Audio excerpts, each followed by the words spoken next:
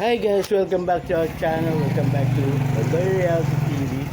So andito tayo guys sa tindahan ni Erwin dito sa kapitbahay ko man lang to. So doon sa at kay Aling Rose, ayun oh, doon naman bahay ko. So andito tayo guys.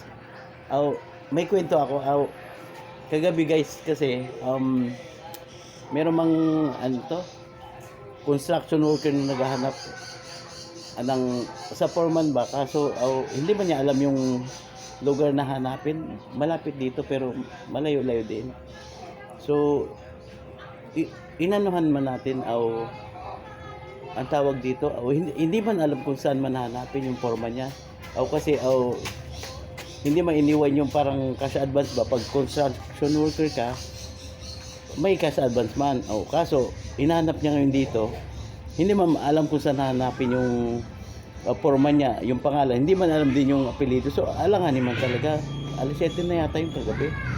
So madilim na. So delikado man dito maghanap-hanap ng ano kasi baka mapagtripan ka gano'n. So tinanong ko man siya kung legit ba siyang ano. Wala rin siyang dalang ID.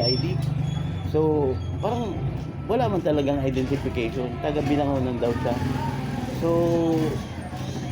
naawa man tayo guys kasi parang hinahanap niya yung foreman kasi walang sangkain yung pamilya niya. So kaso mo hindi ba alam yung hanapin. So naawa man tayo guys. So emergency dito tayo nagpunta sa tindahan ni Erwin. Nagpa-cash out tayo, tapos bumili ng bigas mga 2 kilo dilata ano man lang sardinas sa ano dyan. So, binigay natin doon kay Ferdy Melgar. Yun man yung pangalan niya, pero hindi ko pa siya na-trace sa ano. Check ko pa siya kasi kagabi lang man nangyari yun. So pinadala niya, pag uwi niya, siyempre gabi na, alanganin na. So pinabaunan natin siya ng kahit pa paano 2 kilong bigas, sardinas sa noodles para overnight meron mamakain yung ano niya, pamilya. So yun guys, medyo stress man, pero yung mga guys nangyari kay gabi. So kahit pa paano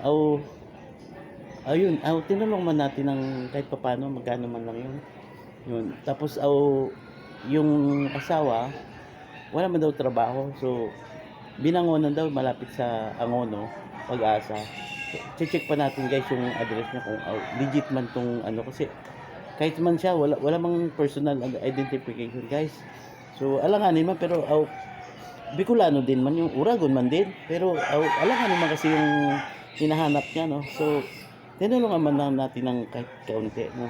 Yun guys. So yun man ang kwento ko ngayon. Chill muna dito sa sa tindahan ni Erwin. So marami man tayong trabaho, kaya chill muna dito. Yun man ang kwento ko. Mag-cobra man tayo habang chill. Ang palakas ba? Sana all Cobra mag-sponsor man sa channel ko. At marami tayong siniset up guys sa livelihood natin guys. So continue to follow my YouTube channel guys. Yun guys, if you like my video guys, please hit like, share, and subscribe to my YouTube channel, Pondoy Real TV. Just hit the bell all para laging updated. Also